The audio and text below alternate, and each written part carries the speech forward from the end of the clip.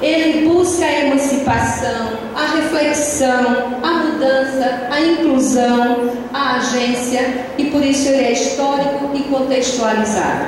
Então, novamente, estamos diante de uma contradição. E como unir, então, esses, vamos dizer, esses dois pontos tão diferentes, né? Como fazer com que esse letramento se apresente realmente como uma prática social, que ele seja múltiplo, que ele seja histórico, que ele seja situado, que ele seja ideológico, cultural, crítico e multissemiótico, como, vamos dizer, os meios de comunicação e a internet. No que diz respeito a esse caráter emancipatório, como é que ele pode transformar, como é que ele pode fortalecer as pessoas? Essa tem sido a grande preocupação do nosso grupo de estudos, do nosso grupo de pesquisa, de fazer com que as práticas de leitura e de escrita possam ser transformadoras e possam ser fortalecedoras. Trabalhamos especialmente com o EJA e por isso buscamos isso, não é? Esse tipo de letramento crítico é um letramento que está voltado para o engajamento do sujeito em atividades de natureza crítica e problematizadora, as quais se concretizam com e através da linguagem como prática social. Bom, então como atender ao desafio de formar leitores e escritores na escola? Então, como alternativa produtiva, nós propomos os chamados projetos de letramento.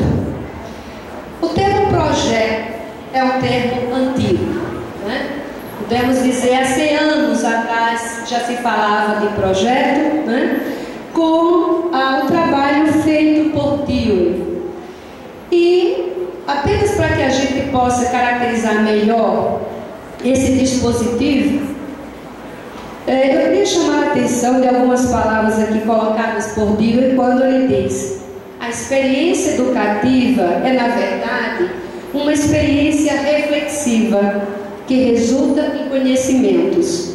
Deve seguir alguns pontos essenciais, que o aluno esteja numa verdadeira situação de experimentação, que a atividade o interesse, que haja um problema a resolver e que ele possua os conhecimentos para agir diante da situação e que tenha a chance de testar as suas ideias. Então aqui eu chamo a atenção para duas palavras: é preciso experimentar a linguagem e é preciso trabalhar a linguagem a partir de problemas. Mas como fazer isso? Os projetos de letramento caracterizam-se sobretudo por isso. Eles deixam de ser projetos temáticos, projetos pedagógicos, projetos de trabalho, para serem projetos de linguagem, de leitura e de escrita, que buscam resolver problemas através dessas práticas. Então, esse termo foi usado especialmente por Klein, que assim define esse construto. Ela diz que ele representa um conjunto de atividades que se originam de um interesse real na vida dos alunos e cuja realização envolve o uso da escrita, isto é, a leitura de textos que de fato circulam na sociedade e a produção de textos que serão lidos em um trabalho coletivo de alunos e professor, cada um segundo a sua capacidade. Ela propõe isso em 2000 e o nosso grupo de pesquisa começou então a refletir sobre essa questão. O que é que faz os projetos de letramento serem diferentes dos chamados projetos de que se fala tanto em educação? Então, o primeiro ponto caracterizador dos projetos são a prática social. Ou seja, a prática social é o ponto de partida e o ponto de chegada para as atividades de linguagem, né? Essas atividades devem ser feitas em função da resolução de problemas que caracterizam uma determinada comunidade. Esses problemas não devem ser escolhidos pelo professor, pelo coordenador, mas são problemas que surgem na sala de aula e muitas vezes escolhidos pelos alunos. A sala de aula, nesse sentido, passa a ser uma comunidade de aprendizagem, ou seja, uma comunidade de prática. A abordagem que se usa é uma abordagem colaborativa, não há aquela preocupação com o indivíduo, com o desempenho de cada um, de que a gente falava antes, por isso relacionamos, né? A aprendizagem é situada, ela vai se dar através dos gêneros, ou melhor, com os gêneros textuais, né? Os professores deixam de ser mediadores simplesmente para serem agentes de letramento, e o currículo passa a ser um currículo emancipatório. É claro que apenas caracterizando, vamos dizer assim, talvez não fique tão claro, mas vamos tentar ilustrar como isso ocorre, né? Por exemplo, eu destaquei só aqui alguns pontos. O ponto de partida dos projetos de letramento, que eu falei, deve ser o ponto de partida e de chegada, né? Ele deve se construir a partir dos interesses daqueles que estão em sala de aula, ou seja, dos alunos e dos professores. Estão voltados para resolver os problemas, como dissemos, né? E o espaço da sala de aula passa a ser essa comunidade de aprendizagem, e aqui está uma grande diferença, é que o professor deixa de ser aquele que sabe apenas para ser aquele que compartilha saberes, e o aluno passa a ser também o sujeito de conhecimento. Então, nesse sentido, são agentes de letramento não apenas o professor, mas também os alunos, que os alunos também sabem. Então, há uma aprendizagem compartilhada. Então, essa sala de aula passa a ser um espaço de aprendizagem que os professores e alunos agem colaborativamente, potencializando recursos para alcançar resultados que de fato lhes interessam. Então, há também uma grande diferença entre o que é ser um mediador e o que eu chamo de mediador agentivo. É que, quando nós falamos de mediação, nós estamos falando sempre de uma ideia de que há alguém que sabe mais para alguém que sabe menos. E aqui a relação que nós estamos tentando estabelecer é de pessoas que sabem, pessoas que têm conhecimentos diferentes e que compartilham esses diferentes conhecimentos. Então, o professor, nesse sentido, passa a ser um mobilizador de saberes e de recursos para que a construção do conhecimento seja feita em sala de aula, mas por todos que ali estão.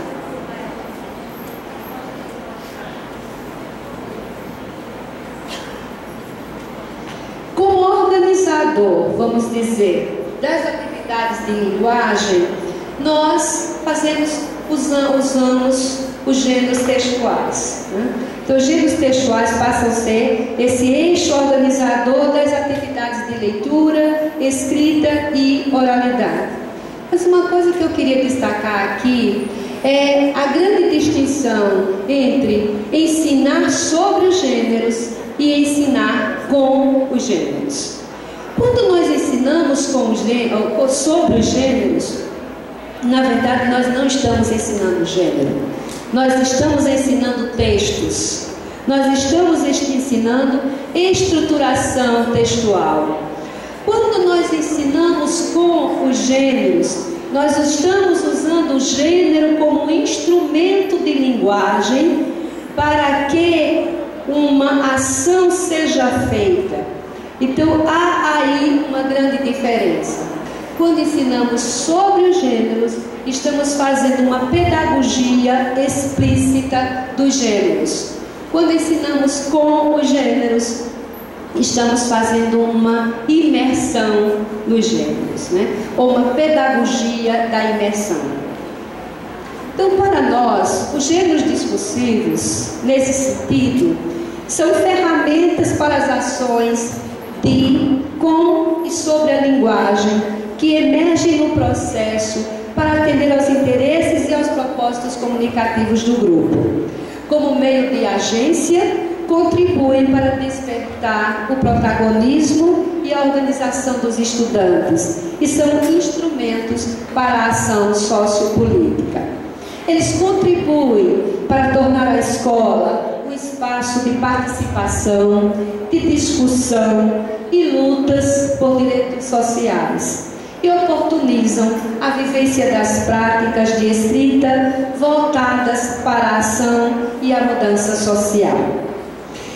Então, nós acreditamos no trabalho com os projetos de letramento, porque achamos que eles ressignificam a leitura e a escrita. Ou seja, eles abrem a possibilidade para que os estudantes leiam e escrevam, não apenas por ler e escrever, simplesmente ou para uma avaliação, mas para agir discursivamente, guiados por propósitos reais de comunicação. Eles contribuem para tornar a escola esse espaço de participação e vão também oportunizar a vivência de práticas de escrita voltadas para essa ideia de mudança social, de fortalecimento. Como uma forma de ilustração, nós queríamos falar um pouquinho sobre esse projeto intitulado Hábitos de Estudar, construtor de uma nova realidade na educação básica da região metropolitana de Natal, que é um projeto que se vincula ao Observatório da Educação. E aqui eu trago duas experiências do projeto. Esse projeto ocorre em várias escolas, mas aqui nós trazemos duas experiências, de uma escola do distrito de Guanduba e uma outra de Nova Descoberta. No distrito de Guanduba, foi desenvolvido um projeto que se chamou Em Boca Aberta Não Entra Mosquito, um projeto de letramento familiar do combate à dengue.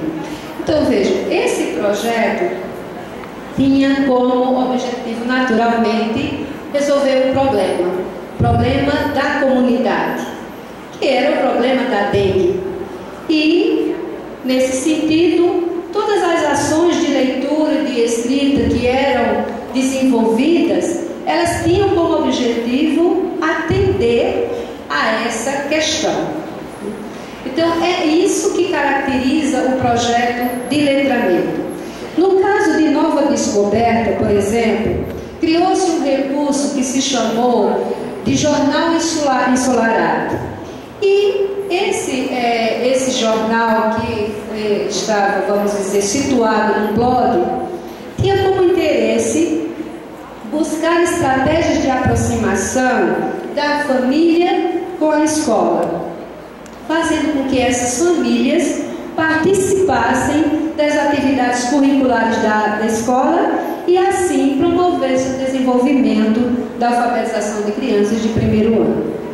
Então, nesses dois contextos, foram desenvolvidas atividades, por exemplo, na de Guanduba, que se chamou de Feira de Linguagem, e nessa outra escola que se chamou de Jornal Ensolarado, que se manifestaram como recursos de letramento que viabilizaram formas de agência e de transformação social. Então, aqui, por exemplo, como ilustração, nós temos algumas as fotos da Feira da Linguagem, né? Aqui vejam que as crianças estão expondo o próprio produto, a receita de um produto para o repelente do mosquito, né? E é interessante aqui que quando eles faziam a divulgação da feira, eles encontram um pneu com água. Vejo que eles estão com os panfletos, né, para entregar. E eles param para tirar o pneu, o que significa aprendizagem, né?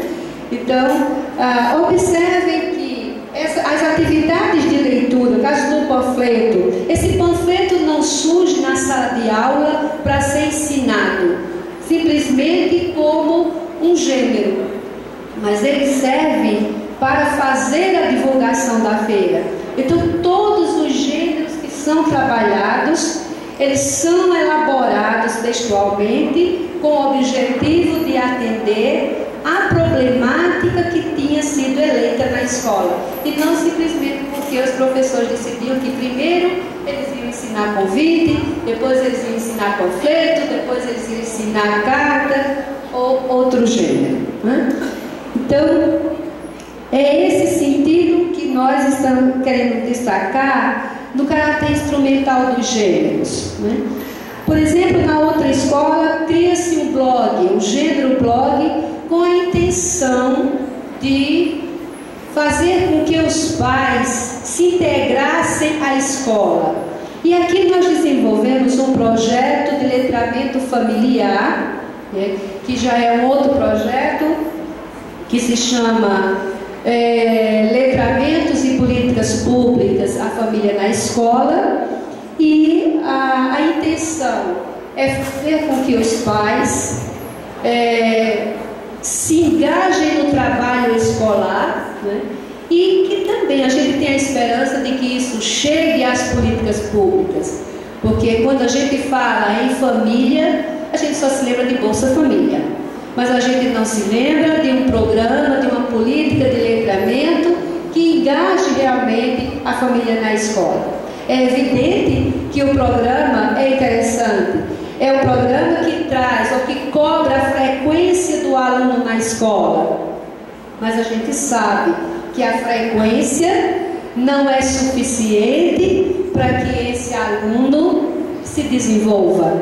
É necessário muito mais. Então é preciso que haja políticas de letramento, e isso o Brasil não tem, né? Políticas de letramento voltadas para a família, políticas de letramento familiar. Então, nessa escola estamos começando esse programa. É um programa que já vem se desenvolvendo há 3 anos, e nós estamos com a participação quase integral das famílias já na escola. Então, por exemplo, nessa turma, quando nós começamos, havia 5 mães, eu falo mães, pais, que quando a gente fala na família, a gente pensa pai, mãe, tio, avó, irmão, aquele que vem trazer a criança, aquele que participa, né? Então, havia ser numa turma de 16 alunos, 5 começaram, e hoje nós temos os 16 pais trabalhando com o professor. Então, esse blog é realmente vamos dizer, um recurso, um gênero usado para que a gente possa fazer essa articulação. Aí eu coloquei o blog, a gente poderia até mostrar, eu queria que ele pudesse isso, para que vocês tivessem uma visão melhor do que se pode fazer com os projetos de letramento.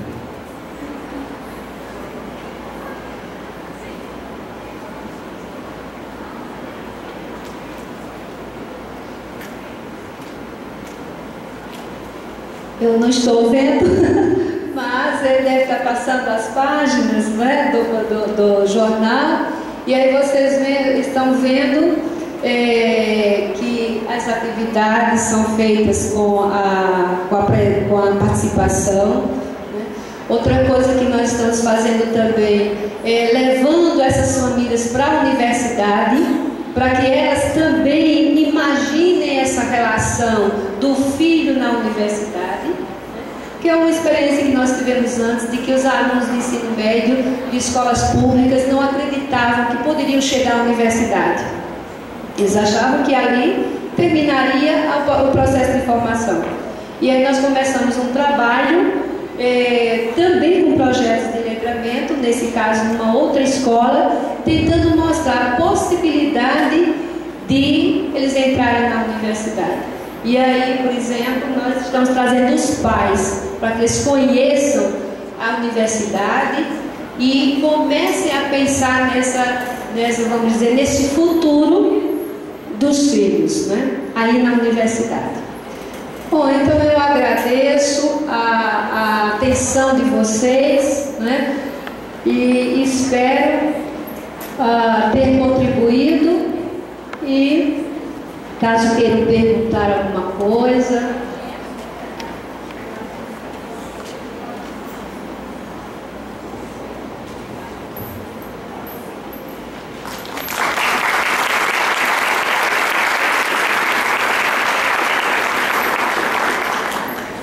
Agradecemos imensamente a nossa conferencista, professora doutora Maria do Socorro Oliveira, pela socialização de seus conhecimentos acerca do tema. E convidamos os participantes do CONAEL para encaminharem suas perguntas para o nosso debate, que podem ser feitas diretamente no microfone, por ordem de inscrição, ou por escrito, para encaminharmos à mediadora, professora Leandra.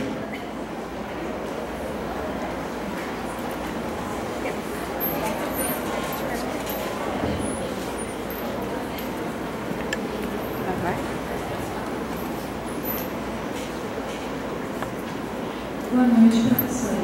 Na verdade, eu queria fazer uma colocação, propriamente uma pergunta. Primeiramente, quero dizer que eu gostei muito da sua palestra e é uma das poucas palestras onde eu vejo assim, resultados positivos. Porque geralmente a gente vê muitos artigos, resultados de pesquisas, apontando resultados não muito interessantes, nesse sentido da leitura e da escrita. E eu fiquei muito feliz com esse trabalho, ver as crianças de fato nessa prática de letramento, ou seja, da escrita, da leitura e da escrita, vivenciando de fato isso, e que surtiu efeito.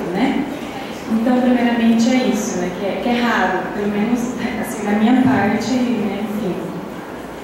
Depois, você disse, trouxe várias questões, uma que me intrigou, assim, na verdade, me deixou um pouco com dúvida e tal, é quando você falou sobre a questão do mediador, do mediador e do professor não mais como mediador, e agora, como agente de letramento. E aí eu fiquei, bom, por quê? Talvez é por questões de vertente teórica, alguma coisa do tipo, porque você falou mediador, aquele que sabe mais, não mais por esse viés. Quando, na verdade, eu penso, assim como outros, que o processo de mediação é no sentido de estabelecer o diálogo, ou de tentar promover ali, como que uma ponte, um acesso a, letramento literário, na tentativa de estabelecer ali uma ponte, entre o aluno e o conhecimento com o texto literário, por exemplo, e assim tantos outros letramentos. E aí, essa questão do agente de letramento, eu fico pensando, bom, também não vai ser um mediador, ele não vai estar fazendo essa relação entre, quer dizer, aluno e conhecimento, quer dizer, então assim, eu fiquei, será que é por questões de vertente teórica, não sei. Bom, é isso que me entregou, mas muito obrigada. Obrigada pelo elogio. Para mim foi muito difícil pensar nessa palestra quando a professora Leandra me falou, são alunos da graduação, alunos do mestrado, são professores, quer dizer, um público muito heterogêneo, E aí a minha grande preocupação, como falar, dizer coisas para um público tão heterogêneo, Realmente é difícil. Agora, com relação à sua pergunta, é bem interessante. Veja bem, não deixa o agente de letramento, não deixa de ser um mediador. Entretanto, a diferença que se faz é que primeiro é preciso a gente entender o que é o processo de mediação por Vygotsky, né? Então, quando a gente pensa e a questão da interação também, e quando a gente fala de interação, é preciso a gente perguntar interação a partir de que autor, né? Porque se a gente pensa em interação a partir de Piaget, a interação é do sujeito com o objeto. Se a gente pensa em Vygotsky, a interação é do sujeito com outro sujeito, né? Então, nesse sentido de Vygotsky, a relação que se dá na interação entre o eu e o outro, mas na compreensão de que existe um outro mais experiente, que faz a mediação do conhecimento, né? E os neo-vygotskianos, né, eles chamam esse processo de scaffolding e dizem que o processo de aprendizagem se dá quando você torna o outro autônomo. Então, há um autor neo-vygotskiano, Brunner, que explica isso a partir de uma metáfora chamada metáfora da mãozinha, que ele diz: quando você ensina uma criança a andar, você vai pegando no corpo dela, vai soltando até que ele dê os passos sozinhos. E aí se dá também no processo de aprendizagem. Você ensina, quando você ensina alguém a ler e a escrever, você está tentando tornar essa operação autônoma, né? Através desse processo de mediação, ou desse processo de anda-imagem, né? Bom, esse é o sentido dado pela teoria vygotskiana. Mas até essa teoria se desenvolveu. E se desenvolveu a partir de pesquisadores também do grupo, especialmente por um pesquisador chamado Leontev. E Leontev desenvolveu essa teoria dessa interação linear entre um eu e um tu, a partir de uma relação em rede. Essa relação em rede implicaria então que a interação se daria não apenas linearmente, mas ela se daria numa circularidade, ou seja, considerando o objeto, considerando sujeitos, comunidade, papéis e vários elementos sistemicamente.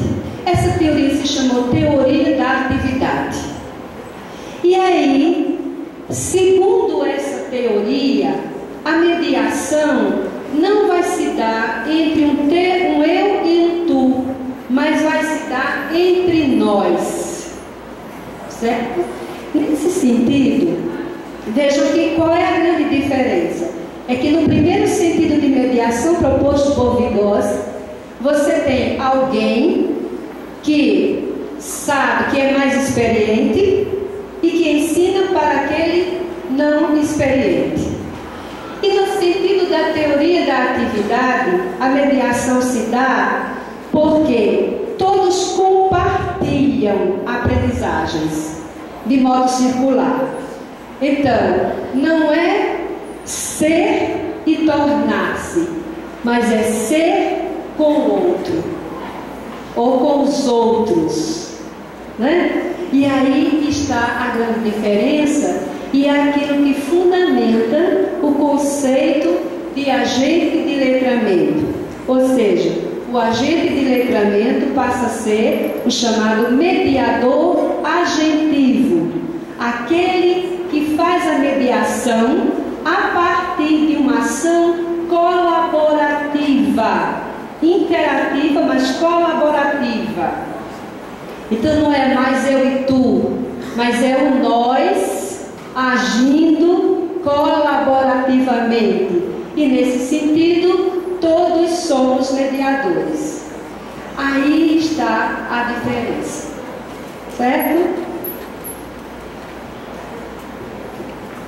Boa noite. Vou fazer uma pequena consideração.